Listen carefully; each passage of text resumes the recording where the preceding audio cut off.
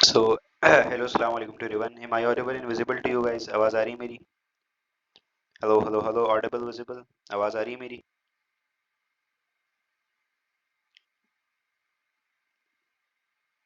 Okay, that's good. Okay. Walaikum assalam, Hamza Azhar. Welcome. Welcome to the Known Academy. Okay, so हमने chapter homeostasis start किया हुआ है. Chapter 15. वैसे second year में chapter 1, लेकिन overall first और second year के मिला के चैप्टर 15.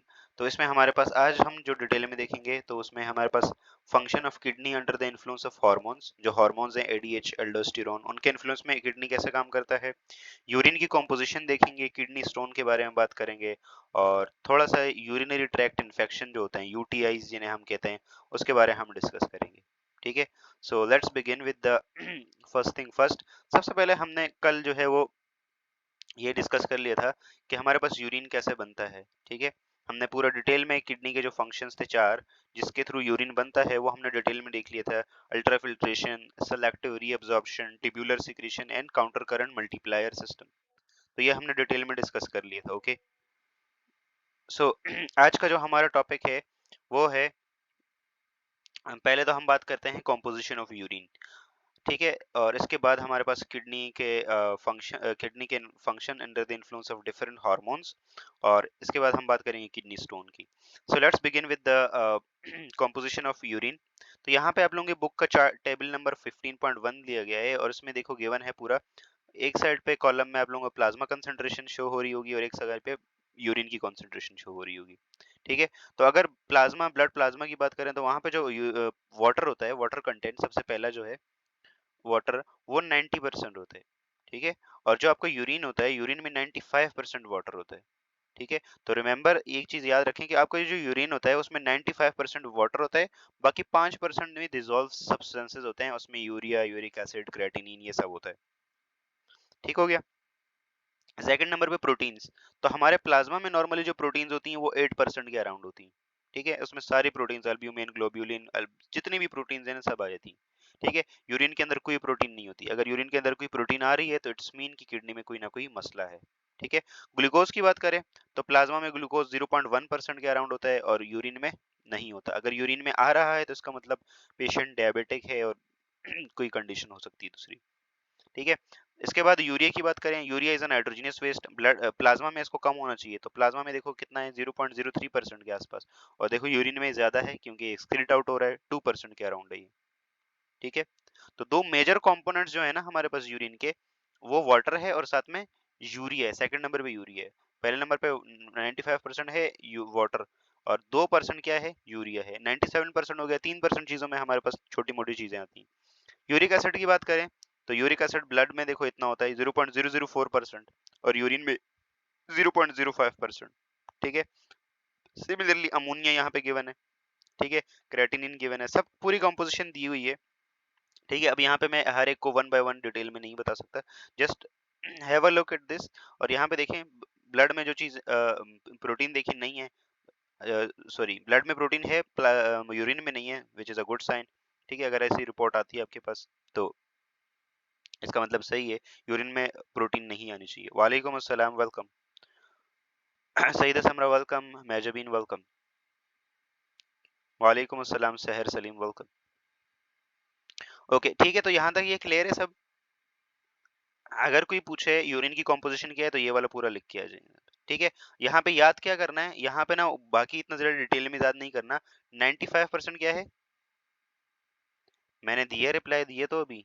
95% H2O होता है, 95% वाटर होता है, और 2% यूरिया होता है. ठीक है, 97% तो यही हो गया. ठीक है, बाकी जो है वो 3% में इसमें हमारे पास अमोनिया, क्रेटिनिन, ये सारे सॉल्ट्स, ये सब आ जाते हैं, यूरिक एसिड, ये सब आ जाता है. ठीक है, तो मोटे मोटे तौर पे हमें ये पता होना चाहिए कि 95% वाटर, 5% डिजोल्व सब्सटेंसेस, उसमें यूरिया, यूरिक एसिड, और उन डिजोल्व सब्सटेंसेस में सबसे ज्यादा यूरिया होता है, 2% के अराउंड. ठीक है, और वन थिंग मोर, जो आपका ब्लड पीएच होता है, यूरिन का पीएच, यूरिन का पीएच जो होता है, जी जी ये फर्स्ट स्लाइड है. ठीक है, यूरिन का पीएच कितना होता है, यूरिन का पीएच होता है 5 के अराउंड. ठीक है, स्लाइटली एसिडिक होता है आपका यूरिन. ठीक है, स्लाइटली एसिडिक होता है यूरिन. ठीक हो गया। और जो हमारी ब्लड की पीएच है वो कितनी होती है, उसकी रेंज होती है 7.35 से लेके 7.45 के बीच में, ठीक है। तो आप बोल सकते हैं न्यूट्रल, स्लाइडली, बहुत माइन्यूट सा, हल्का सा बेसिक, लेकिन इतना बेसिक नहीं है, ठीक है।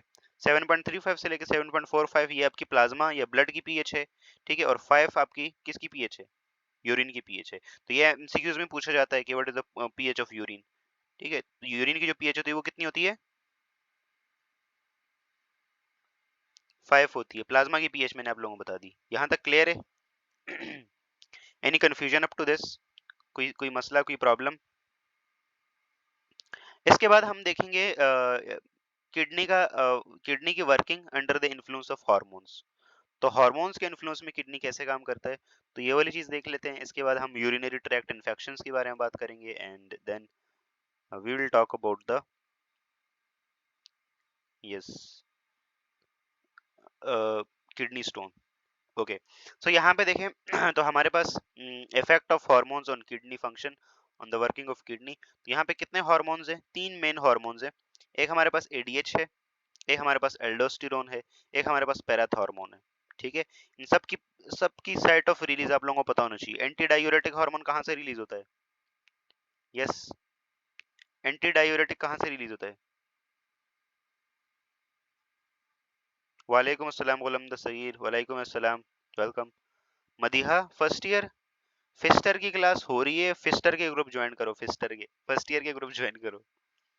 Posterior pituitary, very good. Okay, posterior pituitary से रिलीज होता है, सिंथेसाइज कहाँ होता है, सिंथेसाइज कहाँ होता है, where it is synthesized, hypothalamus, very good, ठीक है। दूसरे नंबर पे एल्डोस्टेरोन, एल्डोस्टेरोन कहाँ से रिलीज होता है, यस, एल्डोस्टेरोन कहाँ से रिलीज होता है, एल्डोस्टेरोन, यस, जल्दी से, quickly, adrenal gland, very good Madiha. और पैराथॉर्मोन कहाँ से रिलीज होता है, पैराथॉर्मोन,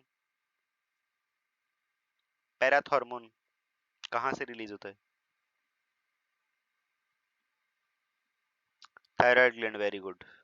बुशरा, पैराथॉर्मोन थायराइड से रिलीज होता है, हाइपोथैलेमस से नहीं होता। ओके, सो एडीएच की बात करें तो ADH it is known as anti diuretic hormone, ठीक है, एंटी डायूरेटिक, कोई चीज, वालेकुम अस्सलाम आमना आबरू, वेलकम।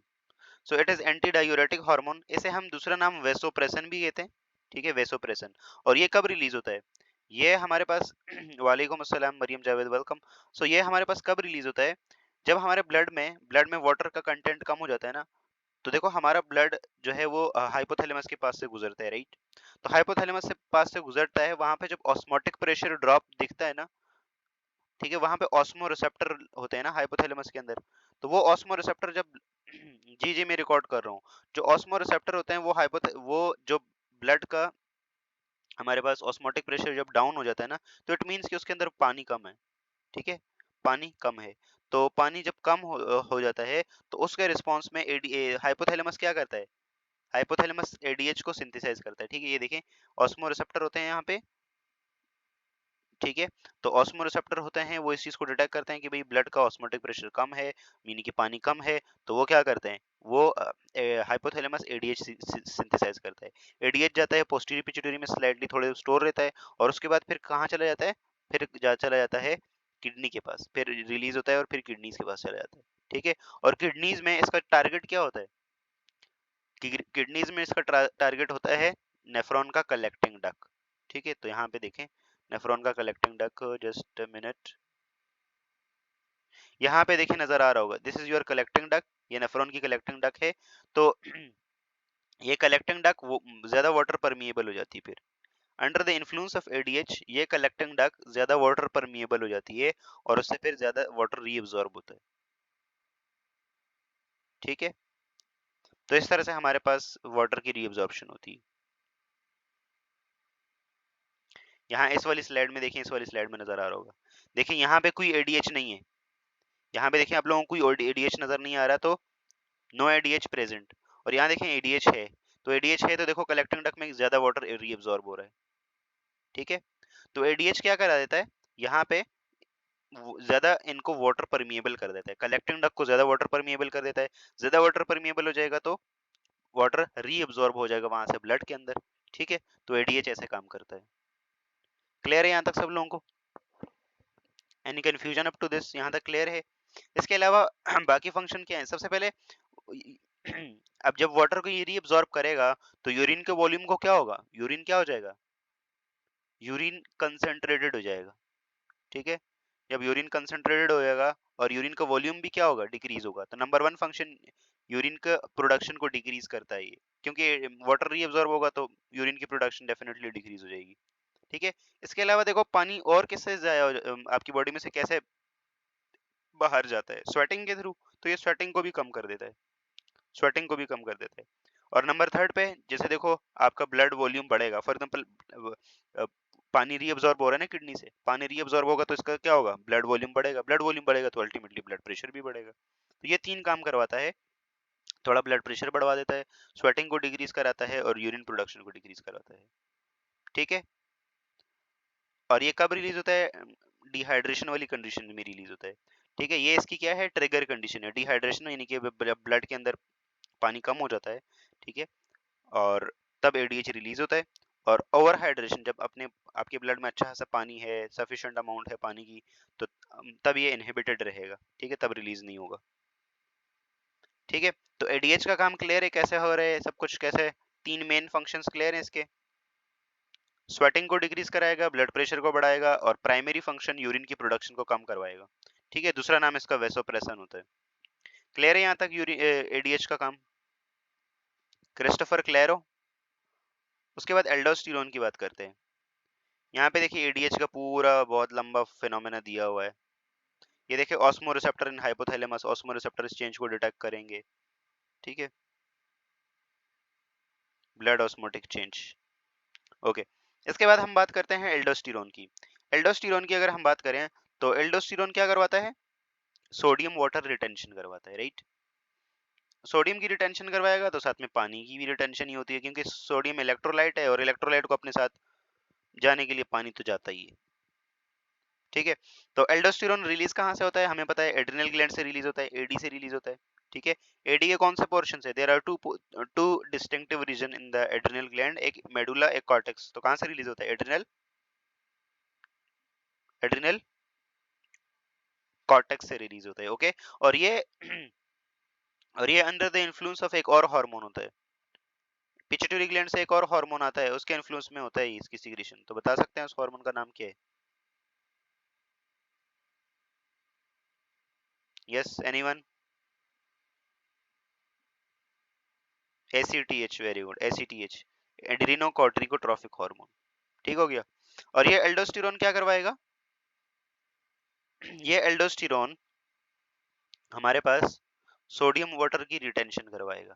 ठीक है, सोडियम की रिटेंशन करवाएगा, सोडियम की रिटेंशन होगी तो डेफिनेटली साथ में पानी भी रुकेगा। ठीक है, तो सोडियम की रीअब्जॉर्प्शन को ये बढ़ा देता है और दूसरे पोटाशियम की रीअब्जॉर्प्शन को ये कम कर देते हैं। ठीक है, पोटाशियम को जाने देता है ब्लड के अंदर, यूरिन के अंदर।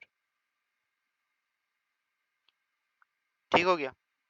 तो यहाँ देखें डिफरेंट लेवल्स के ऊपर, यहाँ पे पीसीटी के लेवल के ऊपर, डीसीटी के लेवल के ऊपर। ठीक है, और साथ में जो है वो पीसीटी डीसीटी के लेवल के ऊपर ये क्या करवा देता है, सेल्स को, सेल्स में से ज्यादा सोडियम की रीअब्जॉर्प्शन करवा देता है। ठीक है, क्लियर है यहाँ तक सब लोगों को? ये सोडियम की रीअब्जॉर्प्शन करवाएगा और पोटेशियम को यूरिन में एक्सक्रीट आउट करवाएगा। ठीक हो गया, एल्डोस्टेरोन का काम क्या है, क्लियर है। उसके बाद है पैराथॉर्मोन। पैराथॉर्मोन जो पैराथायराइड ग्लैंड से रिलीज होता है, या पैराथायराइड हार्मोन भी कहते हैं इसे हम। ठीक है, तो ये पैराथायराइड हार्मोन हमारे पास क्या होता है इसका किडनी, किडनी में ये किस चीज की रीअब्जॉर्प्शन करवाता है, कैल्शियम की रीअब्जॉर्प्शन करवाता है। ठीक है, कैल्शियम की C2+ की, और फॉस्फेट को रिलीज करवाता है। ठीक है, कैल्शियम को रीअब्जॉर्प्शन में हेल्प करता है और फॉस्फेट को जाने में हेल्प करता है। ठीक है, क्लियर है यहाँ तक? तो ये तीन हार्मोन्स के इन्फ्लुएंस में किडनी काम करता है।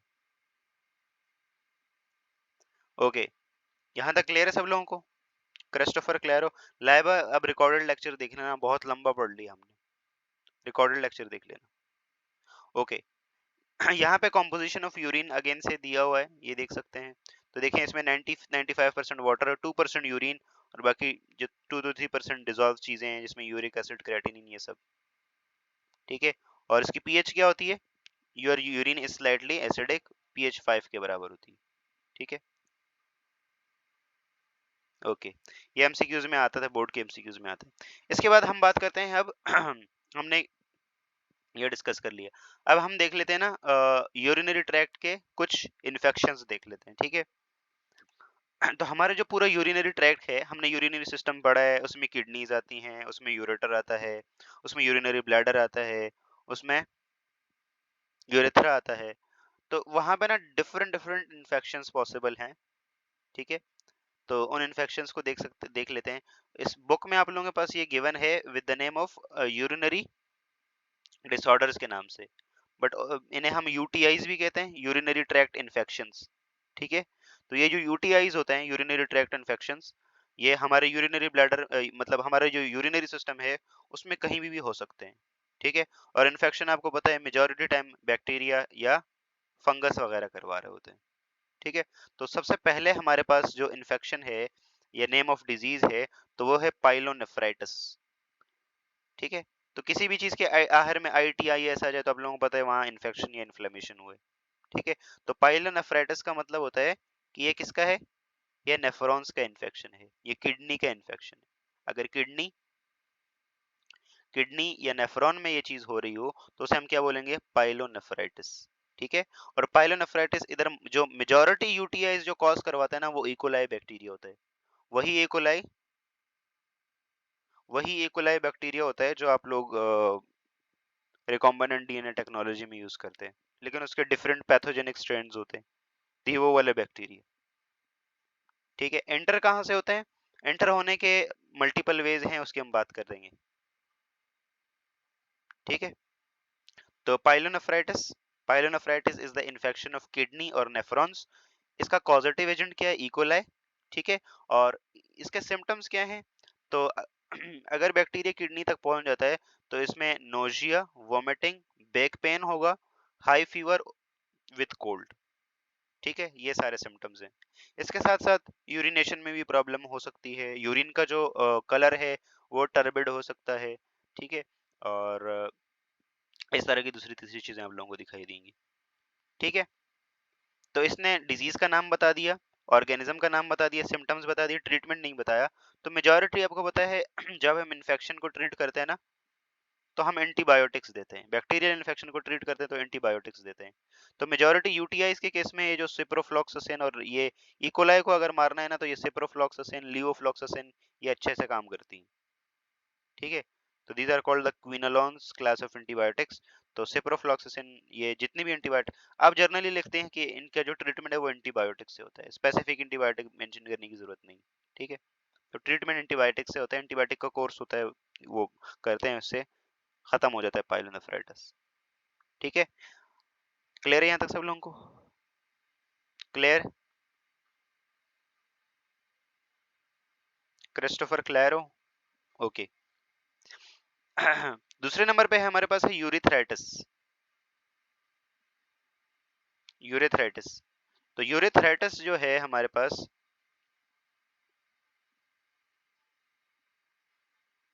ये हमारे पास जो इन्फेक्शन है ये यूरेथ्रा का है। ठीक है। ये किसका इन्फेक्शन है? ये यूरेथ्रा का है। ठीक हो गया। तो इसने किडनी के बाद डायरेक्ट यूरेथ्रा पे चला गया है। इसमें जो कॉमन ऑर्गेनिज्म है वो है इकोलाई। इकोलाई एक बैक्टीरिया है। आपको पता है इकोलाई कैसा बैक्टीरिया है? ग्राम पॉजिटिव, नेगेटिव, कॉक्साई, ये कैसा है? ग्राउंड नेगेटिव, ये ग्राउंड नेगेटिव बेसिलाई होता है ये। ठीक है। इकोलाई। तो यूरेथ्रा जो हमारे पास यूरेथ्राइटिस जो कॉज करवाता है वो हमारे पास इकोलाई, क्लेमाइडिया और निसीरिया गनोरिया, ये तीन ऑर्गेनिज्म है। ठीक है। ये तीन ऑर्गेनिज्म का कॉज करवाते हैं।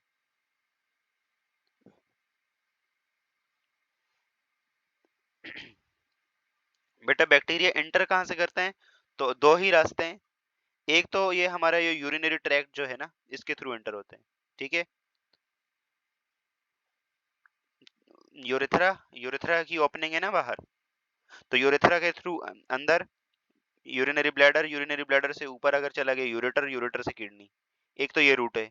ठीक है, और अगर किसी को ऐसा सिवियर इन्फेक्शन हो गया कि ब्लड तक उसका इन्फेक्शन पहुंच गया, तो उसके थ्रू भी आ सकता है। तो ये दो रास्ते होते हैं। ठीक है, बैक्टीरिया कैसे एंटर करेगा? यूरेथ्रा की ओपनिंग है, यूरेथ्रा की ओपनिंग से आ जाएगा। तो यूरेथ्राइटिस तो बहुत कॉमन होता है, ये आसानी से हो जाएगा। ठीक है, फिर उसके बाद यूरेथ्रा के बाद आगे क्या आता है? अगर हम पीछे की तरफ आए तो यूरेथ्रा के बाद यूरिनरी ब्लैडर, यूरिनरी ब्लैडर तक पहुंच गया बैक्टीरिया। ठीक है, यूरिनरी ब्लैडर के बाद यूरेटर, यूरेटर के बाद किडनी। तो ये हमारे पास वो लोग जो अपने जेनेटल्स की हाइजीन मेंटेन नहीं करते, उनमें ये वाले इन्फेक्शन ज्यादा होते हैं। और females are more prones toward UTIs, because उनमें यूरेथ्रा का जो साइज होता है वो छोटा होता है। बात की थी ना हमने, यूरेथ्रा का जो साइज होता है फीमेल्स के अंदर छोटा होता है। ठीक है, और एक और चीज है, जब हम अ,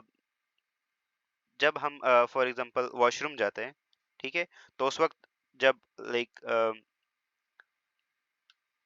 फीसिस पास आउट होते हैं, तो उसके बाद जब हम वॉश आउट करते हैं, तो हमें पता है हमारी जो नॉर्मल इंटेस्टाइन है वहां पे बैक्टीरिया होते हैं, इकोलाई।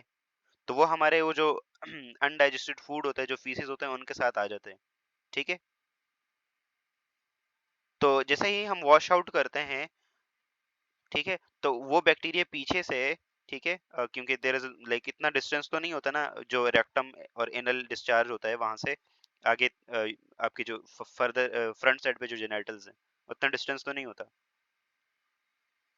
ठीक है, तो वहां से आते हैं ये बैक्टीरियाज, और इसके अलावा बाकी इन्वायरमेंट से भी आ सकते हैं। ठीक है, और female are more prones towards UTIs, क्योंकि उनमें यूरेथ्रा का साइज छोटा होता है। ठीक है, तो बहुत जल्दी से बैक्टीरिया अंदर तक एक्सेस ले लेता है। ठीक हो गया, और इसके अलावा जब हम for example faeces pass out करने के बाद, जब यूरिन आउट मतलब हम वॉशरूम जाते हैं, बड़ा पेशाब कर लेते हैं, तो उस वक्त जिसके बाद जब वॉश आउट करते हैं ना, तो बैक टू फ्रंट नहीं करना चाहिए। दिस इज रॉन्ग प्रैक्टिस, क्योंकि बैक टू फ्रंट करेंगे तो क्या होगा?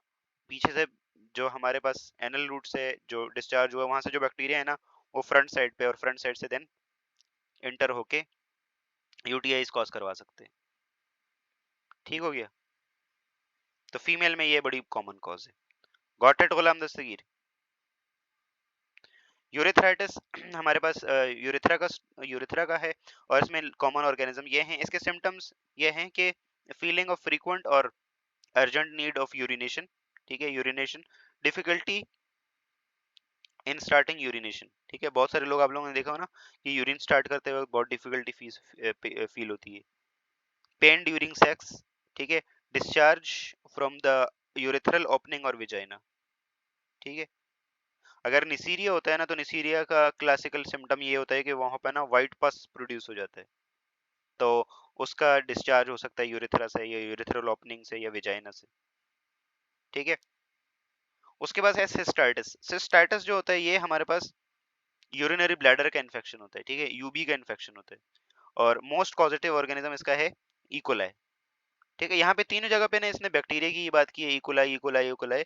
एक और ऑर्गेनिज्म भी होता है जो ये यूटीआईज बहुत कॉमनली कॉज करवाता है, और वो है हमारे पास एक फंगस, उसका नाम है गंडीडिया अल्बाइकन। ठीक है, तो ये गंडीडिया अल्बाइकन भी जो है वो इकोलाई के बराबर बराबर ही इन्फेक्शन कॉज करवाता है। It is a fungus, it is a fungus. ठीक है, सिस्टाइटिस के सिम्टम्स आप लोगों को यहाँ पे दिखाई दे रहे होंगे। ठीक है, और अगर ये बैक्टीरियल सिस्टाइटिस है तो अगेन एंटीबायोटिक इसका ट्रीटमेंट, एंटीबायोटिक। ठीक है, यहाँ पे भी एंटीबायोटिक, एंटीबायोटिक, और यहाँ पे भी एंटीबायोटिक। ठीक है, और अगर गंडीडिया अल्बाइकन से होता है तो again it is a fungal. तो यहाँ पे तो फिर एंटीबायोटिक काम नहीं करेगी, फिर गंडीडिया अल्बाइकन बोलेगा इसमें तेरा घाटा, मेरा कुछ नहीं जाता, भले एंटीबायोटिक दो कुछ नहीं फर्क पड़ेगा। तो उस केस में क्या करेंगे? उस केस में एंटी फंगल मेडिकेशन यूज करेंगे, एंटी फंगल। ठीक है, एंटी फंगल। एक एंटी फंगल मेडिसिन है एम्फोटेरासिन बी, एम्फोटेरासिन एम्फोटेरासिन बी, ठीक है। और मेजोरिटी जो एंटीबायोटिक्स होती है ना वो क्विनोलोन्स, फ्लोरोक्विनोलोन्स जो होती हैं, सेप्रोफ्लॉक्सासिन, मॉक्सीफ्लॉक्सासिन, लियोफ्लॉक्सासिन, ये वाली सारी देते हैं, ठीक है। क्लियर यहाँ तक यूटीआईज का।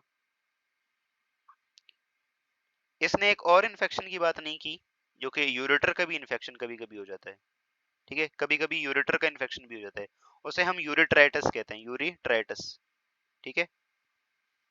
जैसे इकोलाई बैक्टीरिया है, यूरिट्राइटिस, तो यूरिट्राइटिस में भी कभी यूरेटर में भी इन्फेक्शन हो जाता है। तो ये चार कॉमन साइट्स हैं, चार कॉमन ऑर्गन जहाँ पे इन्फेक्शन पॉसिबल। क्लियर है यहाँ तक सब लोगों को? इन्फेक्शन क्लियर है? पाइलोनेफ्राइटिस, सिस्टाइटिस, यूरिथ्राइटिस, और एक और है यूरिट्राइटिस। यूरिथ्राइटिस और ट्राइटिस में फर्क है। क्लियर? आगे जाएं। मेजॉरिटी जो इन्फेक्शन है वो इकोलाई कॉज करवाता है, ठीक है। और कुछ फंगस जिसमें मोस्ट फेमस इज गंडीडिया अल्बाइकन, ये भी कॉज करवाता है। क्लियर यहाँ तक? यहाँ तक क्रिस्टोफर क्लियर हो? ओके। गंडीडिया अल्बाइकन, गंडीडिया अल्बाइकन, गंडीडिया अल्बाइकन, या अगर ये लास्ट वाले इन्फेक्शन की बात कर रही हो तो वो यूरिट्राइटिस, यूरेटर का इन्फेक्शन, यूरेटर का। किडनी का बता दिया या नेफ्रॉन का बता दिया, यूरेथ्रा का बता दिया, यूरिनरी ब्लैडर का बता दिया, लेकिन यूरेथर का यूरेटर का नहीं बताया था इसने, तो यूरिट्राइटिस।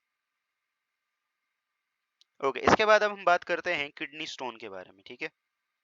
सो जस्ट बेयर विद मी, अब किडनी स्टोन के बारे में हम बात करते हैं। ओके, यहाँ तक सब लोगों को क्लियर है? एनी क्वेश्चन, कोई सवाल? Just a minute, just a minute, just a minute. Yes, kidney stone. Okay. क्या होता है ये so called kidney stone? Yes, what is kidney stone? कोई बताएगा मुझे what is kidney stone? Anyone?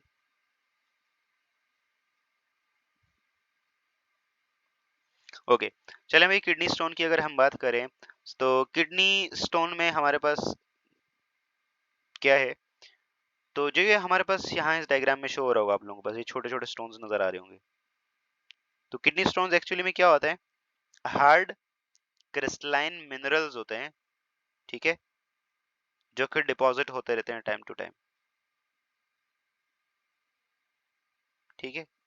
मुझे कौन सी टाइप्स बुक में नहीं है? कौन सी टाइप्स की बात कर रहे हो आप? स्टोन की? हैं बेटा, होगी, बुक में हैं टाइप्स। बुक में सिर्फ एक पैराग्राफ में ही पूरे उसको कंप्लीट कर दिया है, लेकिन हैं टाइप्स हैं, बात कर लेते हैं इसके ऊपर हम। सो किडनी स्टोन में हमारे पास क्या है? तो किडनी स्टोन्स आर हार्ड, बताता हूँ, स्टूड वाइट बताता हूँ, ठीक है। हार्ड मिनरल मटेरियल्स, ठीक है, that stick together to form pebbles. Pebbles जैसे जो छोटे छोटे स्टोन्स होते हैं ना, उन्हें हम पेबल्स कहते हैं, विद इन द किडनी और यूरिनरी ट्रैक्ट, ठीक हो गया। तो किडनी स्टोन या यूरिनरी स्टोन्स क्या होते हैं हमारे पास? ये वो स्टोन्स होते हैं, ये हमारे पास जो कुछ इंपॉर्टेंट मिनरल्स होते हैं ना, वो मिनरल्स हार्ड क्रिस्टलाइन हो जाते हैं, ठीक है, एक दूसरे के ऊपर स्टिक करते करते, और छोटा सा पेबल, पेबल टाइप का, मतलब छोटा सा है ना, वो बना लेते हैं, रोड़ा, जिसे हम रोड़ा कहते हैं, वैसा, विद इन द किडनी और यूरिनरी ट्रैक्ट। किडनी में भी हो सकता है और यूरिनरी ट्रैक्ट में कहीं भी हो सकता है, यूरेटर, यूरिनरी ब्लैडर, ठीक है, कहीं भी हो सकता है। ऐसे हम कहते हैं यूरिनरी स्टोन और किडनी स्टोन, ठीक है। और वो प्रोसेस जिसके थ्रू ये स्टोन्स बनते हैं, उन्हें हम क्या, उस प्रोसेस को हम क्या कहते हैं? नेफ्रोलिथिएसिस, ठीक है, क्या कहते हैं? नेफ्रोलिथिएसिस। तो आपकी बुक में एक वर्ड है नेफ्रोलिथिएसिस। नेफ्रोलिथिएसिस क्या है हमारे पास? नेफ्रोलिथिएसिस और यूरोलिथिएसिस, वो प्रोसेस जिसके थ्रू हमारे पास किडनी स्टोन्स बनते हैं, ठीक है, उसे हम नेफ्रोलिथिएसिस कहते हैं। और एक होता है कोलिसिथिएसिस। कोलिसिथिएसिस क्या होता है? कोलिसिथिएसिस क्या होता है, बता सकते हैं कोई? जो गॉल ब्लैडर में स्टोन बनते हैं, उन्हें उस प्रोसेस के थ्रू, उसे हम कोलिसिथिएसिस कहते हैं, ठीक है। यहाँ तक क्लियर है आप लोगों को किडनी स्टोन्स के बारे में? एक एक पिक्चर सी बन बन गई है ना दिमाग के अंदर कि व्हाट इज किडनी स्टोन। तो दीज आर हार्ड मिनरल्स और हार्ड क्रिस्टलाइन मिनरल्स होते हैं, ठीक है। ओके, अब हमारे पास मेजॉरिटी जो 70% के अराउंड जो किडनी स्टोन्स होते हैं ना, वो कैल्शियम बेस्ड स्टोन होते हैं, ठीक है। किडनी में स्टोन होने के प्रोसेस को नेफ्रोलिथियसिस या यूरोलिथियसिस कहते हैं, ठीक है। अगर स्पेसिफिक किडनी में होगा, यूरिनरी ट्रैक में, ठीक है, तो नेफ्रोलिथियसिस। और अगर पूरे यूरिनरी ट्रैक में कहीं भी और होता है यूरिनरी ट्रैक को यूरोलिथियसिस। अलग से लिखूं? शाबाश। यूरोलिथियसिस, ठीक है। और नेफ्रो बुक में गिवन है नेफ्रोलिथियसिस, ठीक है, बुक में दिया हुआ है, डोंट वरी। ओके, सो अगर हम यहाँ पे बात करें तो मेजॉरिटी जो स्टोन्स होते हैं ना किडनी के, वो कैल्शियम बेस्ड स्टोन होते हैं, ठीक है। अराउंड 70% जो किडनी स्टोन होते हैं वो कैल्शियम से होते हैं, ठीक है। उसके अलावा रेयर में हमारे पास यूरिक एसिड के स्टोन्स, यूरिक एसिड भी एक मिनरल है, डेफिनेटली एक एसिड है, तो उसके भी। और स्ट्रूवाइट्स, स्ट्रूवाइट्स वो स्टोन्स होते हैं, these are called infectious stone, ठीक है, ये इन्फेक्शन से होते हैं। और एक होता है हमारे पास सिस्टीन, एक अमाइनो एसिड होता है ना सिस्टीन, तो सिस्टीन के स्टोन भी हो जाते हैं। तो ये 3-4 टाइप्स हैं हमारे पास, ठीक है। तो यहाँ देखें, सबसे ज्यादा ये देखो, ये है कैल्शियम वाले स्टोन्स, ठीक है। तो calcium stones are formed in excess और मिनरल कॉल्ड ऑक्जेलेट, ठीक है, commonly found in some fruit, vegetable, nuts and chocolates वगैरह। तो कैल्शियम के जो स्टोन होते हैं ना, कैल्शियम ऐसे ही नहीं हो जाता।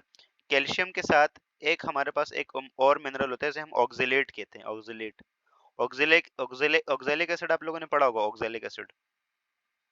तो उसका जो सॉल्ट्स होते हैं उन्हें हम ऑक्जेलेट्स कहते हैं।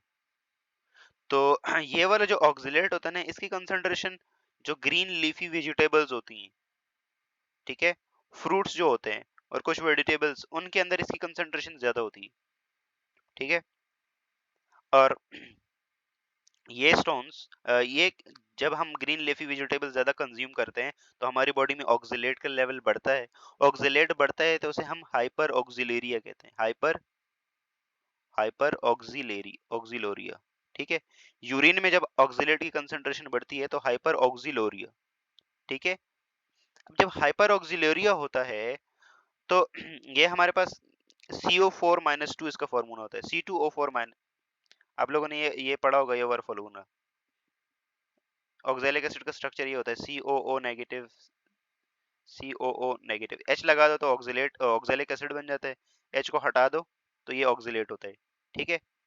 और इसके साथ आ जाता है कैल्शियम, जुड़ जाता है +2, कैल्शियम की वैलेंसी 2 होती है ना, तो ये बन जाता है कैल्शियम ऑक्जेलेट, कैल्शियम ऑक्जेलेट। और कैल्शियम ऑक्जेलेट ये सख्त मिनरल होता है, ठीक है। और जैसे जैसे ऑक्जेलेट लेवल बढ़ता है, यानी कि C2O4-2 ये बढ़ता है, ठीक है, तो साथ साथ में कैल्शियम आता है +2 उसकी वैलेंसी, तो ये हमारे पास कैल्शियम ऑक्जेलेट बनाता रहता है, बनाता रहता है, बनाता रहता है, बनाता रहता है। और आहिस्ता आहिस्ता थोड़ा सा कैल्शियम ऑक्जेलेट आया, उसके ऊपर और आया, उसके ऊपर और आया, उसके ऊपर और आया, उसके ऊपर और आया, करते करते एक छोटा सा स्टोन बन जाता है। तो इस तरह से हमारे पास नेफ्रोलिथियसिस ऐसे होता है, ठीक है। और मेजॉरिटी 70% जो किडनी स्टोन्स होते हैं वो कैल्शियम ऑक्जेलेट या कैल्शियम फॉस्फेट के होते हैं, ठीक है।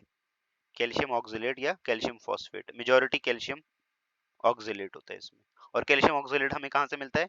जो ग्रीन लीफी वेजिटेबल्स नहीं होती उनसे मिलता है, ठीक है, स्पिनच, ब्रोकली, ठीक है, ये सब। तो इनको इतना ज्यादा नहीं खाना चाहिए क्योंकि उनमें ऑक्जेलेट की कंसेंट्रेशन ज्यादा होती है। क्लियर है यहाँ तक कैल्शियम ऑक्जेलेट वाले स्टोन्स? ऑक्जेलेट वाले स्टोन्स क्लियर है जी? आप लोगों को चॉकलेट खाना ही छोड़ना ही होएगा। चॉकलेट जो उसका जो वो होता है ना, प्लांट, उसमें थोड़ा बहुत ऑक्जेलेट की कंसेंट्रेशन होती है। मतलब कम कम खाएं, ऐसा ना खाएं, बहुत ज्यादा ना खाएं। दूसरे नंबर पे ठीक है, तो फिर किडनी स्टोन के लिए रेडी रहो। चॉकलेट में इतना नहीं होता, रेयर होता है, लेकिन बाकी green leafy vegetables, spinach, broccoli, ये सब इनमें बहुत ज्यादा होता है। ठीक है, तो उतना ज्यादा नहीं खाना चाहिए। वैसे तो लोग स्पिनच बहुत खाते हैं, पालक या फिर ब्रोकली वगैरह, लेकिन ऑल्दो बाकी उनका हेल्थ इफेक्ट बहुत अच्छे हैं, लेकिन ऑक्सलेट अच्छा है उनमें। दूसरे नंबर पे स्ट्रू वाइट स्टोन्स।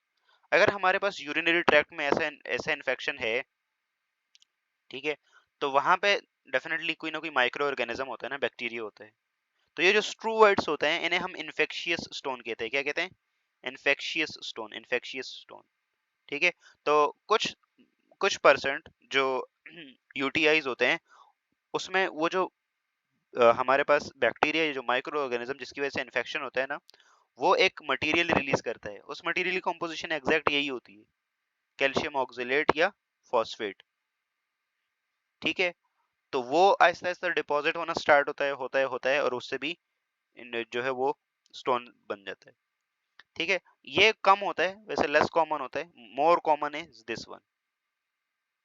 ठीक है, तो a struvite is less common and caused by infection in the urinary tract. It can grow quickly and become quite large. ठीक है, इसके बाद यूरिक एसिड के स्टोन्स। तो यूरिक एसिड के स्टोन्स भी होते हैं भाई। यूरिक एसिड किसकी मेटाबॉलिज्म से बनता है? न्यूक्लिक एसिड की मेटाबॉलिज्म से बनता है, राइट? तो न्यूक्लिक एसिड और प्रोटीन्स वगैरह की मेटाबॉलिज्म, अमाइनो एसिड्स।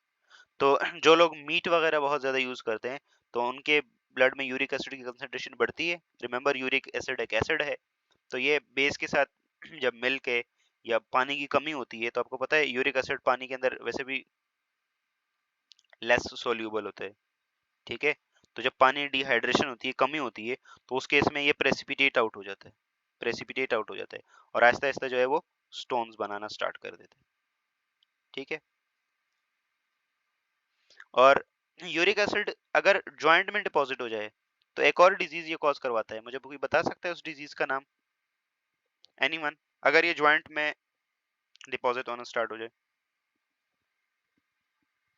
यस,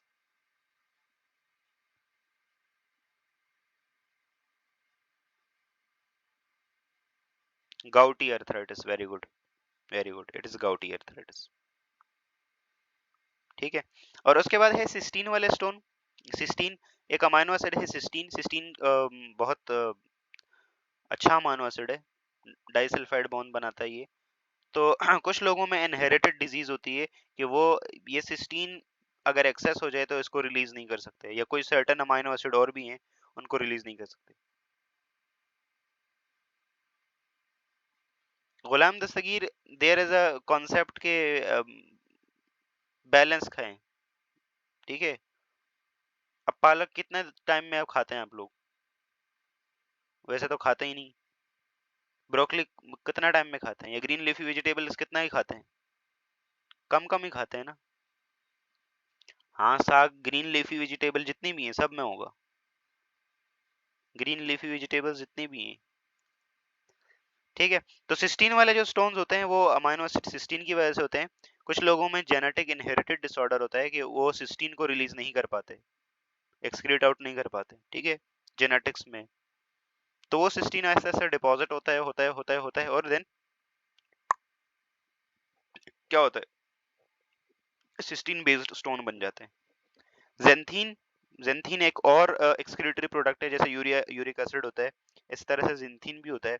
तो जेंथीन के कुछ एंजाइम होते हैं, अगर उन एंजाइम की डेफिशिएंसी हो जाती है ना, जेंथीन ऑक्सीडेज एक एंजाइम होता है, नाम सुना होगा आप लोगों ने, तो ये जेंथीन की मेटाबॉलिज्म करवाता है। अगर जेंथीन ऑक्सीडेज की डेफिशिएंसी होती है बॉडी में, तो जेंथीन अकुमुलेट होना स्टार्ट होता है और अल्टीमेटली किडनी में जमा होते काम तमाम। ठीक है, ठीक है, और उसके बाद सिलिका। सिलिका आप लोगों ने नाम सुना होगा, सिलिका डस्ट। तो कुछ मेडिकेशंस ऐसी होती हैं, कुछ हर्बल मेडिसिन जिसमें थोड़ा बहुत सिलिका की क्वांटिटी होती है, तो ये सिलिका से भी हो सकता है। ठीक है, लेकिन ये हमारे पास रेयर है। ठीक है, ये स्ट्रूवाइड्स और इधर ये वाले जो स्टोन्स होते हैं ये रेयर होते हैं। मोर कॉमन जो स्टोन्स हैं वो कौन से हैं? कैल्शियम वाले, यूरिक एसिड वाले। ठीक है, सबसे ज्यादा कैल्शियम वाले। Calcium oxalate, calcium phosphate. Clear है यहाँ तक सारे stones? Christopher Claro, any confusion? यहाँ पे देख लें 80%, 70 to 80% कैल्शियम वाले स्टोन्स होते हैं। स्ट्रूवाइट्स 10% के अराउंड स्ट्रूवाइट्स होते हैं, और जो यूरिक एसिड वाले स्टोन्स होते हैं 9%, ठीक है, और 1% के आसपास जो सिस्टीन वाले होते हैं, ठीक है। क्लियर है यहाँ तक?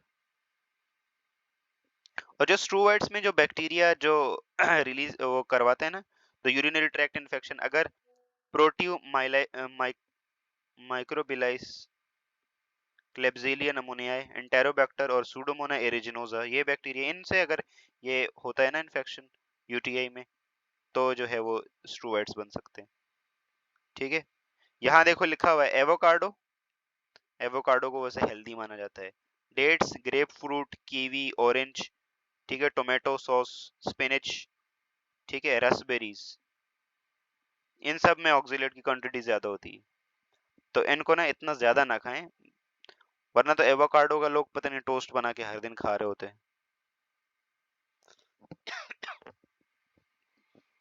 ऐसे भी नहीं बात भई अब। केचप, केचप, केचप, टोमेटो वाला केचप, टोमेटो टोमेटो सॉस।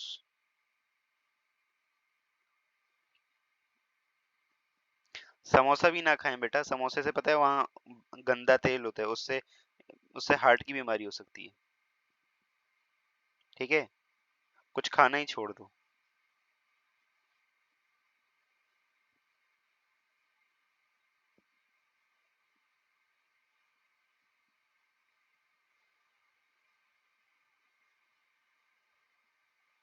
ठीक है, यहाँ तक क्लियर है। स्टोन बनने की ड्यूरेशन क्या है? स्टोन बनने की ड्यूरेशन देखो, कोई स्पेसिफिक ऐसे तो कहीं पे मैंने पढ़ी नहीं है, लेकिन आहिस्ता आहिस्ता बिल्डअप होता है। वैसे तो पहले सिम्टम्स पता भी नहीं चलते, ठीक है, आहिस्ता आहिस्ता बिल्डअप होता है। जब वो एक अच्छा सा थोड़ा वो बन जाता है ना पेबल, उसके बाद ही पता चलता है। तो एग्जैक्टली डोंट नो कि एग्जैक्ट कितना टाइम लगता है।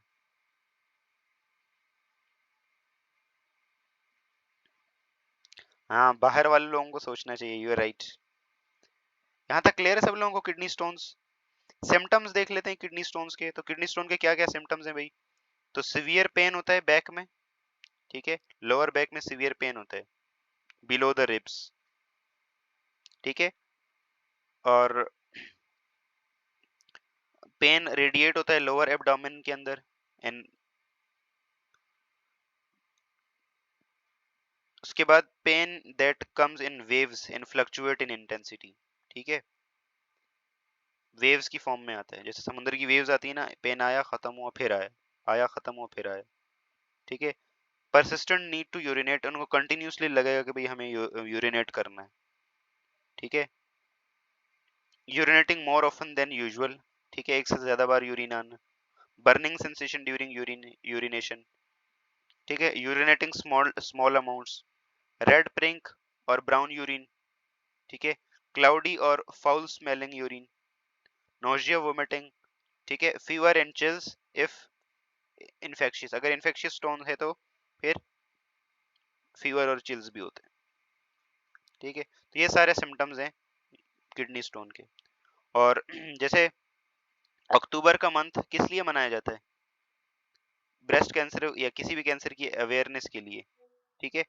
पिंक, कई बार ऐसा होता है ना, स्टोन अपनी जगह से थोड़ा बहुत हिलता है तो वो साथ में थोड़ा बहुत ब्लड भी आ जाता है उसके, ठीक है, तो उसकी वजह से यूरिन का जो टर्बिडिटी आ जाती है उसमें, कई बार पिंक ब्राउन सा हो जाता है यूरिन, दैट इज इसलिए, ठीक है। तो मार्च का जो मंथ है, मार्च का मंथ वो नेशनल किडनी मंथ मनाया जाता है, ठीक है, नेशनल किडनी मंथ। अक्टूबर का महीना तो किसमें, कैंसर के लिए मनाया जाता है, स्पेशली ब्रेस्ट कैंसर की अवेयरनेस के लिए। और बस हर दिन आते रहते हैं। और पाकिस्तान में एक बहुत ही अच्छा सेंटर है, आप लोगों ने नाम सुना होगा, यू SIUT, SIUT, तो ये फ्री ऑफ कॉस्ट इलाज करते हैं। Sindh institute of urology and transplantation, ठीक है, बहुत अच्छा इंस्टीट्यूशन है। डायग्नोसिस, यस, डायग्नोसिस कौन बताएगा भाई? किडनी स्टोन की डायग्नोसिस कौन बताएगा? उसके बाद ट्रीटमेंट है, ट्रीटमेंट के दो तरीके हैं, ECWL और PCNL, ये अब हम कल पढ़ेंगे। यस, तो डायग्नोसिस कौन बताएगा, किडनी स्टोन की डायग्नोसिस क्या है?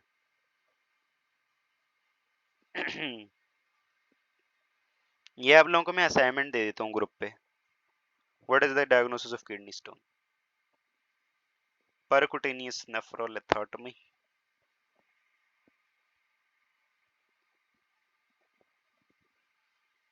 ओके, ब्लैक स्लाइड पे नहीं है?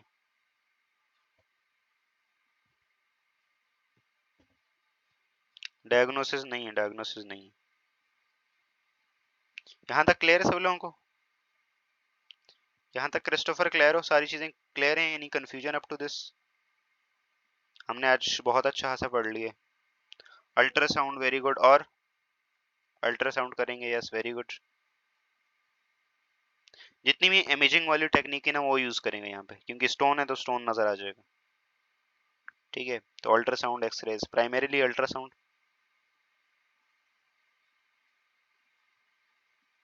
ठीक है, यहाँ तक क्लियर है सब लोगों को ना?